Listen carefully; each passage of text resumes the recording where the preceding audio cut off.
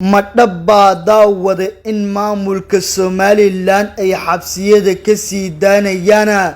ciidamadii lagu qabtay dagaalkii ka dhacay gudaha magaalada Laascaanood ee xarunta gobolka Sola dhacdadii ka dhacday magaalada Burco ee xarunta gobolka Togdheer iyo macluumaad walba oo aad kaga baahan tahay wararka sheegaya sii deynta ciidamadii lagu qabtay dagaalka Laascaanood iyo rabshadaha ka dambeeyay sii deynta ciidamadaasi ayaan muuqaalkan kugula wadaagi doonaa daqiiqadaha ina kulaalaya laakiin intaan u guda gelin muuqaalka like saara si share garay oo la wadaag saaxiibada bogan follow soo dhamaadsanida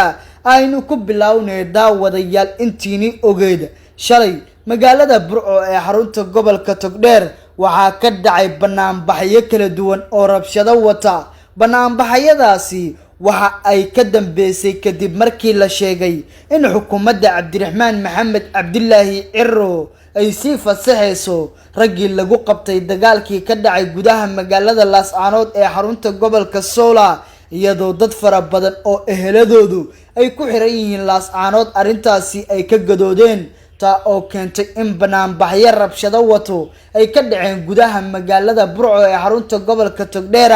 laakiin warka ka duwan ayaa soo yeeray iminka waxa ayna xukuumadda Somaliland ay beenisay wararka sheegaya in la sii deynayo maxaabiistii ay ku qabatay dagaalkii Laascaanood warar si weyn loogu been abuuray baraha bulshadana lagu faafiyay ayaa waxa ay sheegayeen in la sii deynayo maxaabiistii dagaalka lagu qabtay waxa ayna sababay banaanbaxyo rabshado wata oo ka dhacay magaalada Burco waxa ayna xukuumadda Cabdiraxmaan Maxamed Cabdillaahi Cirro meesha ay ka saartay jiritaanka noocaani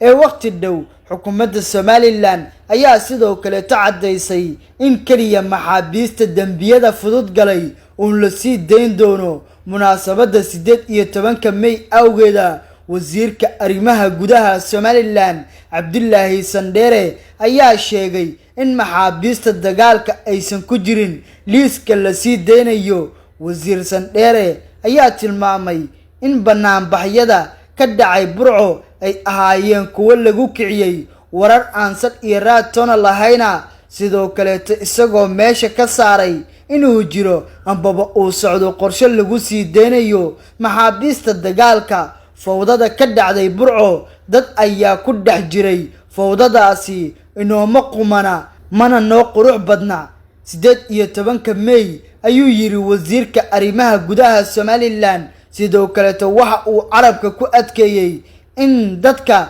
fidinta wararka been abuurka ay leeyihiin ujeedooyin gaar kuwaasi oo doonaya in ay bulshada dhexdeeda khilaaf ay ka dhex abuuraan waxa uu na faray laamaha ammaanka in tallaabo adag laga qaado cid kasta oo lagu helo in ay warar been abuur faafinayso si kastaba arimahani ayaa imaanaya xilli bulshada reer Somaliland ay ku kala qaybsan yihiin in la sii daayo maxaabiista dagaalka iyadoo saraakiil sare ay weli ku xiran yihiin magaalada Laascaanood ee xarunta maamulka SSC Qaatumo ayaa horay u sheegay in ay diyaar u yihiin in ay maxkamad soo taagaan raggii lagu qabtay dagaalkii ka dhacay gudaha magaalada Laascaanood ee xarunta gobolka Sool sidoo kale tana in ay diyaar u yihiin haddii maxaabiis la isdhaafsanayo isla markaana horeyba ay ugu wareejiyeen xukuumadda Soomaaliya 25 dagaalame oo ka mid